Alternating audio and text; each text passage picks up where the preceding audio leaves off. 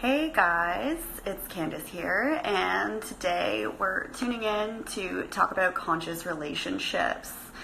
So let me just figure this out here as I send a request to Preeti Unique, who's going to be chatting with me.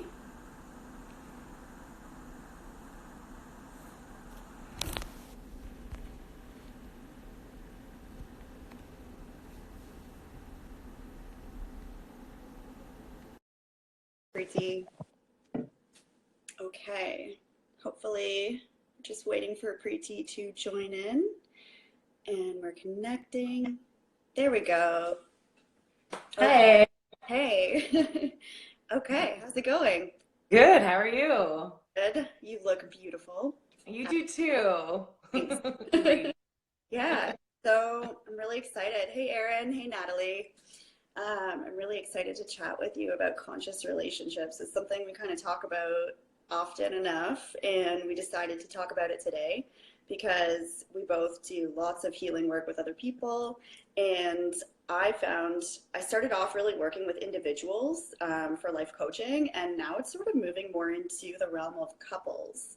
So, yeah, it's just something that we thought was really important to discuss because we have so many different types of relationships with different types of people, whether it's work relationships, parent-child relationships, romantic relationships, friendships, and most importantly, our relationships with ourselves.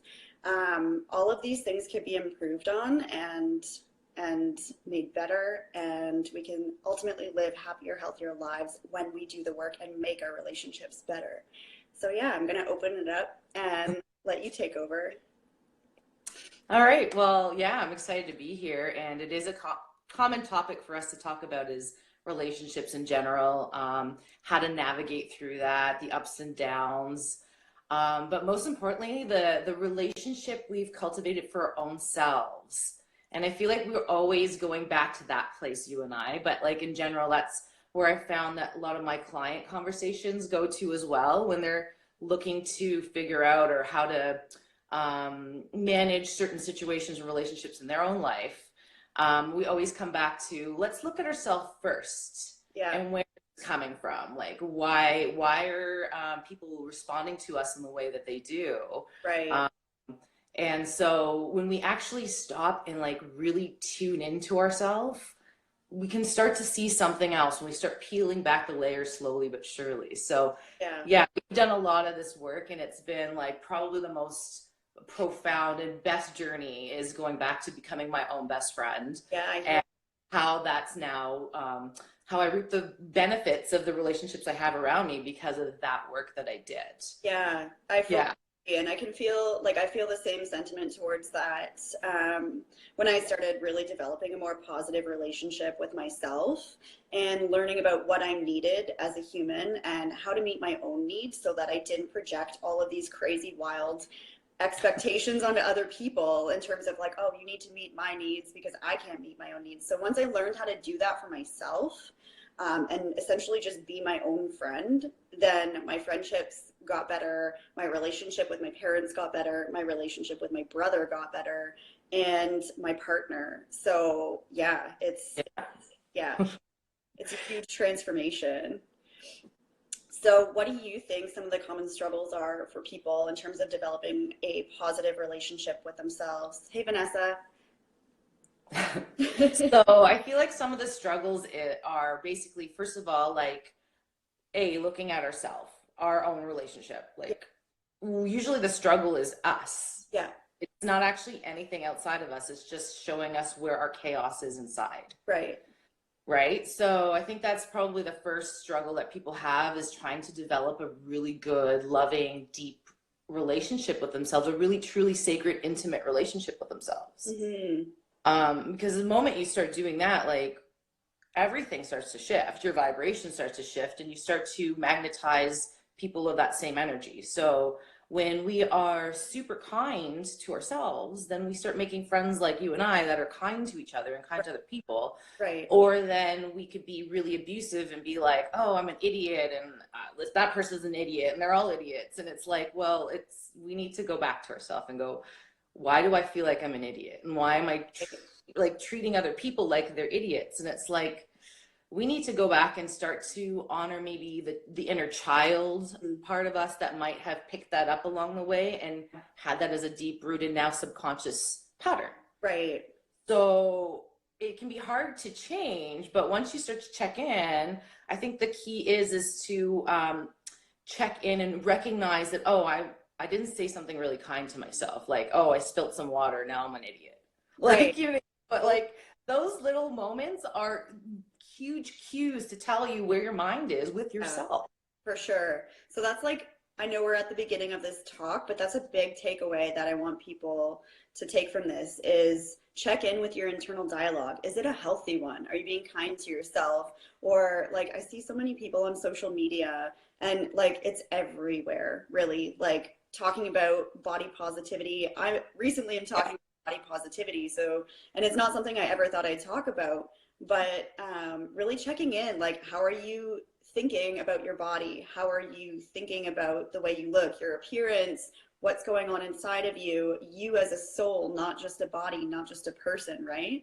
Are you having kind thoughts? And if you're not, stop yourself, recognize the unkind thoughts, and reprogram that pattern within you that has negative thinking, right?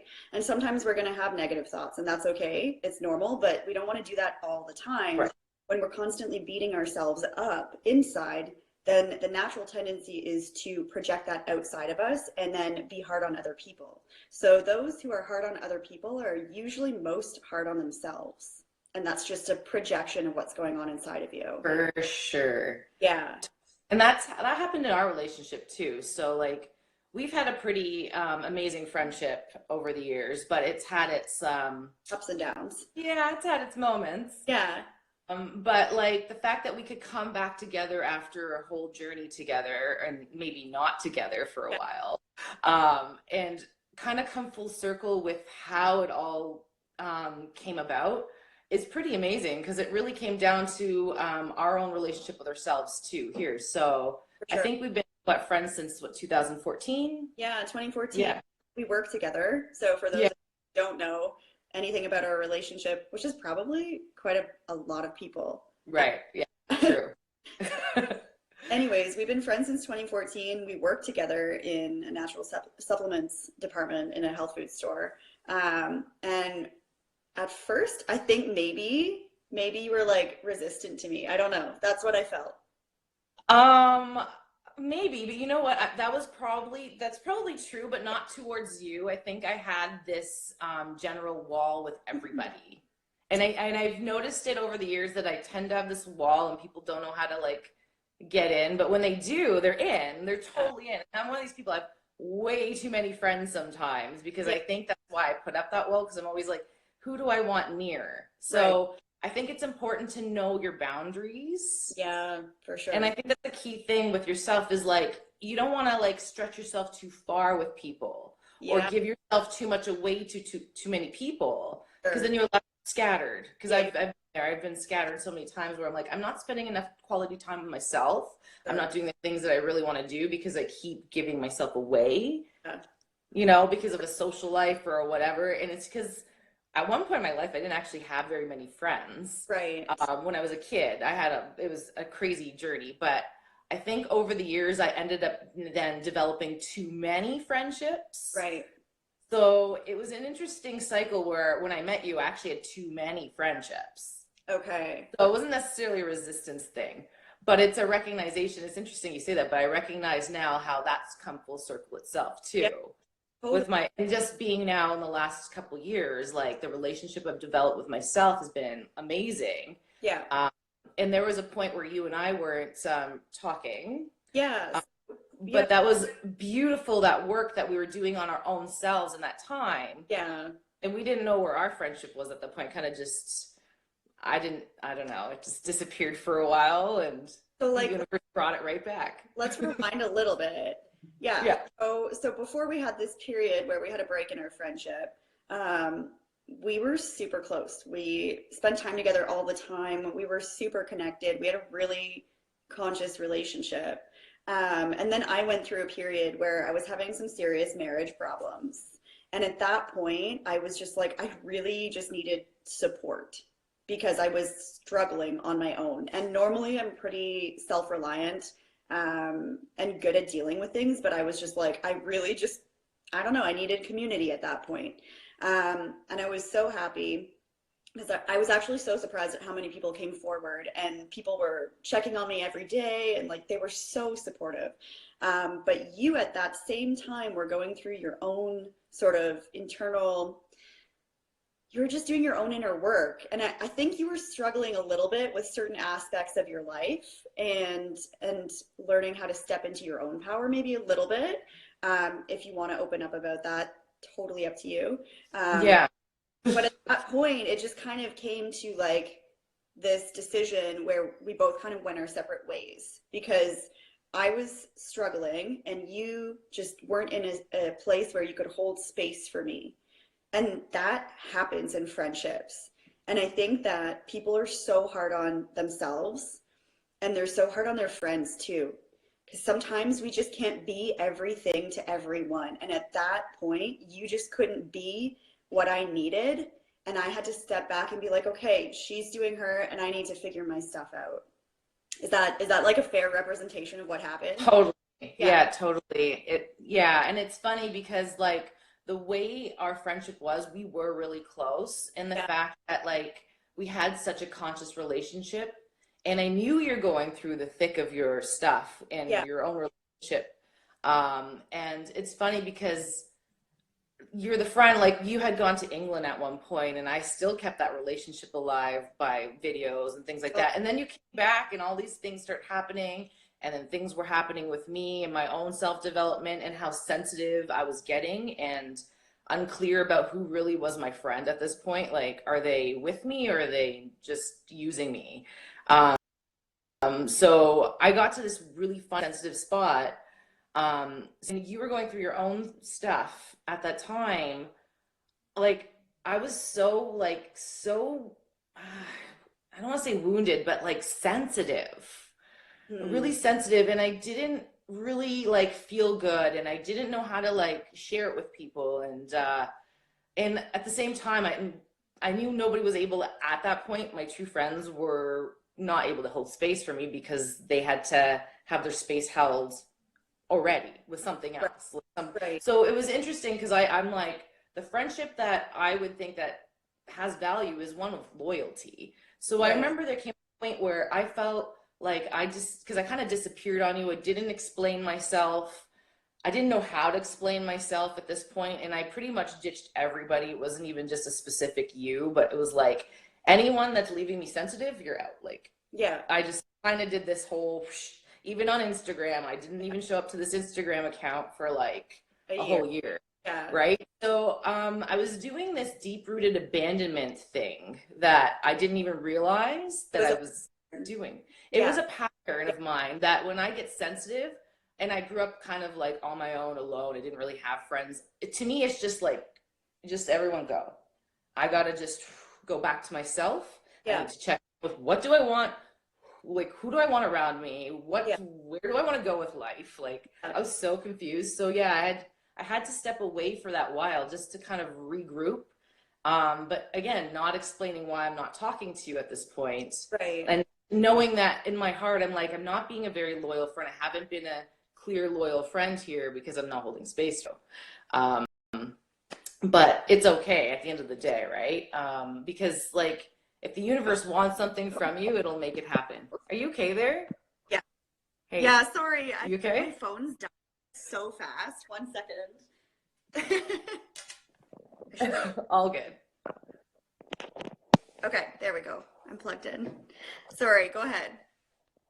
Oh, okay. Where was I? Yeah, so I think I was talking about loyalty, but yeah, so I felt really awful that I wasn't actually able to be a true loyal friend.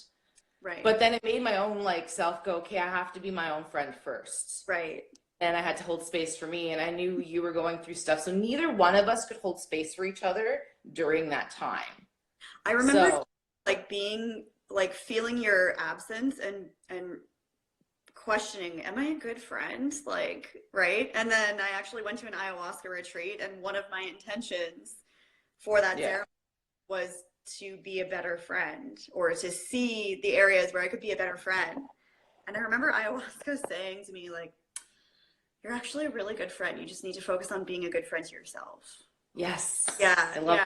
love So, that. It's funny, is that the weekend that I stopped talking to you? that was the same weekend. So like everything just happened kind of divinely. We just stopped talking to each other at that point, and for like a solid year, we both just did our own inner work. And I think this is key for any relationship. So can I just like rewind and step back and make a point? Because I think this is Yeah. important. So usually when we enter into any type of relationship, hey Stratus, whether it's a romantic relationship or a friendship or any type of relationship that's close, we usually come to that relationship at the beginning and we're unconscious, right? We're unconscious of our patterns, or sometimes our inner child wounding, or some aspect of us that is going to repeat in maybe an unhealthy pattern, right? So we both kind of took a year to really uncover the patterns that were going on inside of us that we were playing out in our own relationship and then in other relationships as well. Is that fair to say? Totally. Yeah. Totally. So learning how to do your own inner work, meet your own needs, recognize parts of yourself that are maybe toxic inside or just negative or not working. Do that inner work. And you don't necessarily have to do it before you enter a new friendship or before you get into a romantic relationship. But knowing that at some point you're going to be triggered, just like we triggered each other on some level, right? Mhm. People that we're closest to trigger us most, right? And True. so that trigger, though, that trigger point is a gift, really, because it teaches you how to become aware of what's triggering you. Yeah. What Where hap- the wound is. yeah, what happens inside of you when you're being triggered. Right. So, Yeah. you want to talk about wounding? Yeah, so yeah, those triggers are very like indicative of where an old pain, an old wound, something has been held, right? Right. So when we do like when we start to react to situations instead of like taking a moment to observe the situation, that reaction is imperative of teaching you something very key about where you're holding that energy. Right. So, wounding itself is like probably one of your greatest teachers. It's the Mhm. one thing that makes you grow a lot more strength within yourself. Mhm. It makes you uncomfortable, Mhm. and that's where growth happens, is when we get Yeah. uncomfortable. And it's never really about anyone else at this point because you're holding that inside yourself. Because, like, you could say something to a group of 10 people, and one person's bothered, and everyone else is fine. Right. So you have to check in with what is it that's in me that's really, really irritated, or Right. finding some sort of agitation to this. Such a good point. Um, Yeah. so yeah, so it's like really tuning back in and going, you know what, the thing that's going to heal me is going back into the wound. Hmm. And I know a lot of people don't like to do that. It's scary. I think a lot of it is because they don't want to feel old feelings coming up. Yeah. Instead, we end up putting it aside, Yeah. which There's, yeah, which is actually really unhealthy because like I could go into a whole nother subject about this, about how your body will be affected energetically and how it can turn into like health problems, right. right? Sure. Um, but at the end of the day, we can't keep pushing off our emotions. We actually have to go through the pain Yeah. and feel it all and re-examine it from a more conscious state of mind, out of more of observation this time. Hmm. Like Yeah. observe your pain. Yeah. Yeah. Right. So It. Or being it's like afraid. feel your feels. Sorry. Sorry, go on. But rather than judging it or being afraid of it, being open to observing it and where Yeah, it's coming from so that you can make peace with it essentially, right? And for 100%.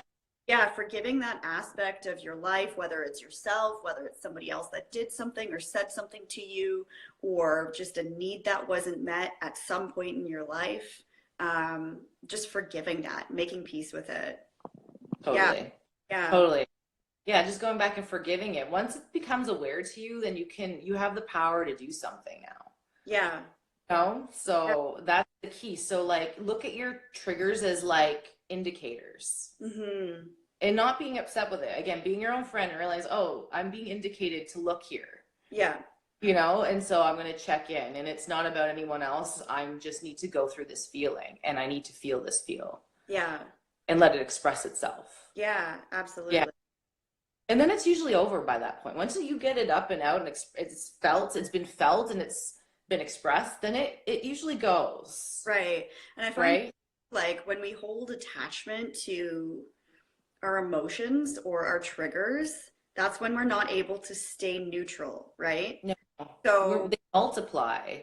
right. And so neutrality in terms of energy or emotion, if you want to use it on a scale of emotion, neutrality is where we're supposed to be at most of the time. We're not supposed to be super, super high or super, super low. We're supposed to be at like a 0 point, right? So, Totally. yeah, so bringing conscious awareness to how our emotions kind of may skew on a scale or a spectrum when we're triggered, that's really important. So when you're able to get to that neutral point, that 0 point, that's when you're in the observing point, right? And that's when you can learn the most about yourself and how you respond to your partner, how you respond to your friendships, and that's where like the best self-reflection happens. Totally. Yeah, Yeah. yeah. It's not always easy to get there. No, no, and it takes an immense amount of work. Yeah, But that's the beauty of living and like having this life and being in this body is to have these experiences. And we need to experience every single emotion. yeah, It keeps us human, it keeps us humble. It yeah, brings us back to our hearts. yeah. I think is every time that you come back to your heart, that is being a friend to yourself. And that is being a friend to everybody else. Mm. You know? Yeah, I love that. Yeah. Sorry, go ahead. No, that was the center point. Like how you're saying we need to be at a 0 point neutral. Well, Mm. that's it. Like we're just coming back to our alignment back here, Yeah, right? absolutely. And I think too, like, since relationships of any kind trigger us, it's really easy to get out of that heart space and into your head space. And I Totally. think that when we're completely just coming from things from a logical, rational perspective, which is funny, I used to do that all the time because I studied philosophy. So I was basically groomed to just approach life from a rational perspective, right? But when we do that, we kind of rob ourselves in a way because when we are constantly up in our heads in that mental space, we're not tuning into our heart and our guts. Those are our intuitive centers, right? So when you're able to step out of your head, where we're constantly just in overdrive, overthinking, that when we can't step out of that, rather, that's when anxiety happens. And that negatively affects any type of relationship, right? When we're overthinking. So rather than doing that, it's so important to learn how to become present, to be here and now, not slip forward or backwards, right? Into what could go wrong in the future or what went wrong in the past. What harm did this person cause to me? And because when you're constantly going back into those spaces, you're going to act and behave from those spaces, right? 100%. Yeah, so you're basically projecting that inner fear onto the people you're in relationships with, and eventually you'll either drive them away or you will just, I don't know, just cause some sort of negative interaction or pattern between you and the person you're in a relationship with.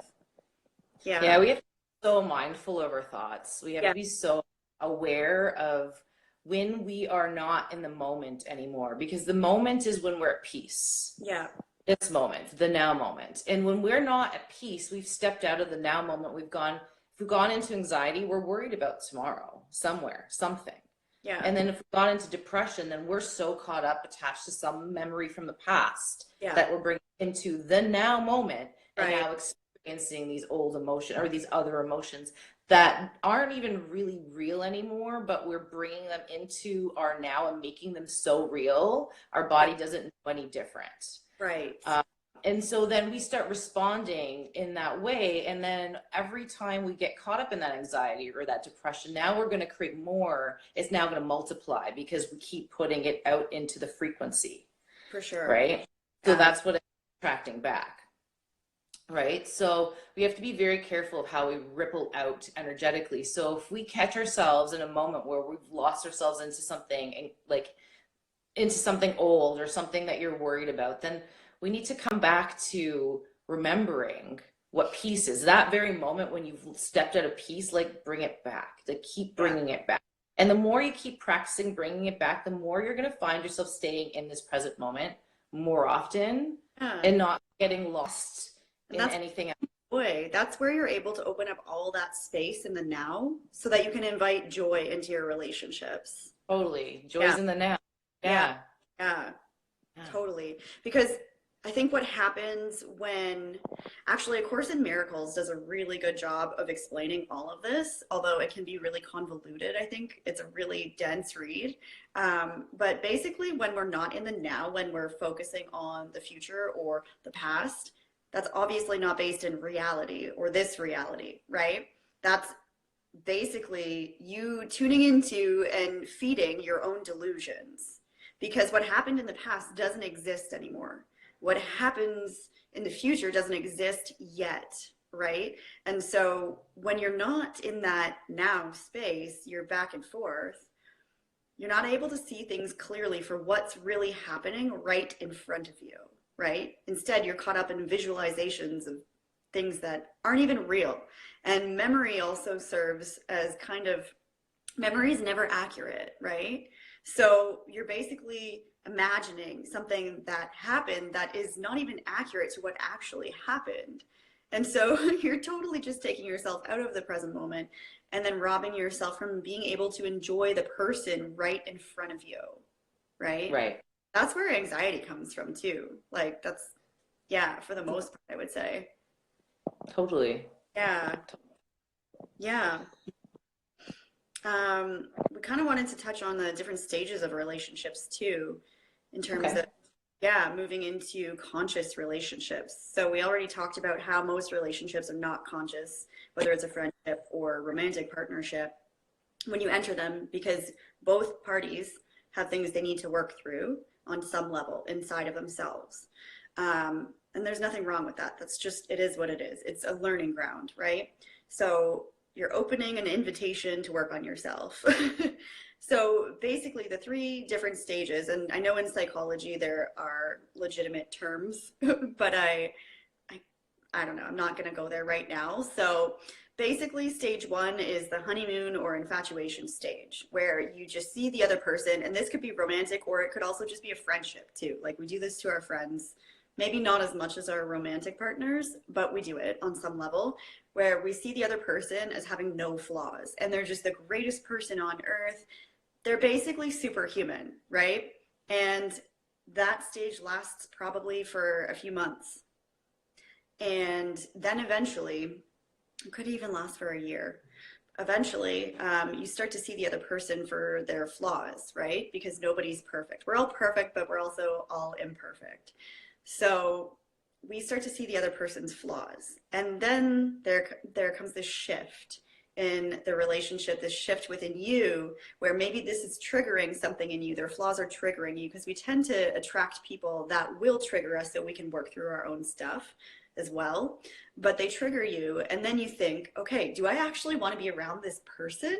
Can I stay, or do I want to run away? It might just be easier to run away from this friendship, this romantic partnership, or a relationship with a coworker. Maybe I want to quit my job because I'm seeing my boss's flaws. Like it could be anything. And then that sort of levels out. And this is like a breaking point. Some people will choose to stay and work through their own stuff and work through any problems in the relationship, or they'll leave. So that's the make or break point. And if you're able to stick it through, then there's like this leveling out stage where there's actual, real, deep, mutual respect. If it's a romantic partnership, that's where the real love begins, where, okay, I see your flaws. I see all the things that you don't want people to see, but I love you anyways. And I think that really extends to friendships too. For sure. And I think really what you're touching upon is like the idea of unconditional love versus conditional love, Yeah. right? So, yeah, so when we get to like a lot of times we don't even realize it. We think, oh yeah, unconditional love. And it seems like a very abstract subject for a lot of people. But it's because half the time, like when we are starting to connect to someone, and at first it's all wonderful, your friendships are good, your romantic partner's good, you see, like you said, the honeymoon phase comes the point where you start picking up their flaws and going, well, they're like this and they're like that. And I can't love you now because I don't do that, right? Right. Or, you know, and so then we start splitting hairs over somebody because now they aren't up to your ideal image of what you expected from them. So we have to be clear of our intentions with our relationships, first of all. Right. Like, do you want to just love this person, friends with this person, or romantic with this person? Or like, do you want to, by being like, well, I can't love you because you don't fit my molds? You know what I mean? Right. So we need to check in when we're being conditional with our love, saying, well, you can't Right. help me, you're not supportive to me, and now I can't love you. So now my condition is only when you love me or you do the dishes or you do these things will I love you. Right. So it's a good check in with yourself going, well, I'm expecting people to love me unconditionally, with how much love I want to give out to you or anyone else by Right. my ideals, right? Right.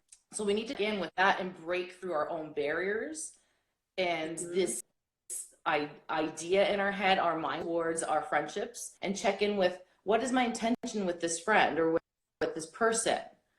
And like, I'd hope that when we come down to it, we're getting back to our heart and remembering, oh, I just really want additional love.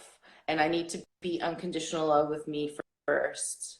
And Right. then like with being conditional with myself. Why am I putting conditions out to not love you because this, that, and the other thing, right? Right. So breaking down into your own barriers, breaking those barriers down will really Mm. show you what your friendships are like because of your own friendship with yourself. Totally. So I yeah, Before we chatted on here, we also talked about the importance of approaching relationships um, in sort of a backwards model, I think, than we're used to. So typically, society teaches us that we need to ask our romantic partners or our friendships or anyone we're in relationship with, how can you serve me? That's what society teaches us, right? And I think that's why so many couples break up really quickly as well, and marriages don't last anymore because we're constantly thinking, how can this person serve me? And if they're not serving me, if they're not meeting my needs, then they're not good enough for me. But we need to start right. flipping the script and saying, how can I serve my partner, learn and understand how to meet their needs while also learning and understanding how to meet my own needs? And if both people in the Yeah. relationship or couple, the pair bond can kind of come from that perspective when they approach their relationship, then it's just bound to work out. Um, so once again, that's how can I serve my partner? How can I learn and understand how to meet their needs while also meeting my own needs? So if you're able to do that, both people, then that's like just a recipe for a good, healthy, long-term relationship, because that kind of breaks down this problem with codependence. And also, I think sometimes people can slip Yeah. into childishness as well, right? Might sound harsh to Well, say yeah, that. but a lot of things that, like, a lot of times we don't realize it's like our inner child is behaving in a certain manner and we're not even aware, right? Right. So like sometimes it's just like this fairy tale that we're trying to like create in a relationship, these again these ideas, but it's usually a lot of times the child in us that wants, because we grew up like attached to our parents, or maybe not everyone's situation, but a lot of times we need some sort of person to depend on. Right. So then we then grow up thinking that, oh, like all our relationships need to be like this. So maybe something really old from childhood that we haven't really grown up from, or become conscious of. Right. So the moment that we like realize that, oh, maybe like I'm this way because it's like my child archetype that feels like it needs this. But then the moment you Right. realize, oh, that's the case, then like, okay, well, I need to come back to my child, develop a relationship with my inner child. So Yeah, that way it's absolutely. not vibrating out that I'm clinging on to these relationships and these friendships because that's what I grew up to know, right? Sure. I think So it's our also really subconscious important patterns to, run so deep. It's like the weighing process is huge. Yeah. yeah. Oh, I think maybe you're lagging a little bit. Hey, Fiona. Okay. So I can't really hear you. I don't know if you're saying. No? Okay. Do you want to switch over to your Instagram? Sorry, you're cutting out. That's that's okay. Do you want to switch over to your Instagram? Okay. Okay. We're gonna hop on over to Preeti Unique's Do you want Instagram page. to hey, do you want to flip over to my Instagram now? Yeah, I do. Yes. Okay, so we're gonna flip over to Preeti Unique's Instagram page. So just hop over there and tune in.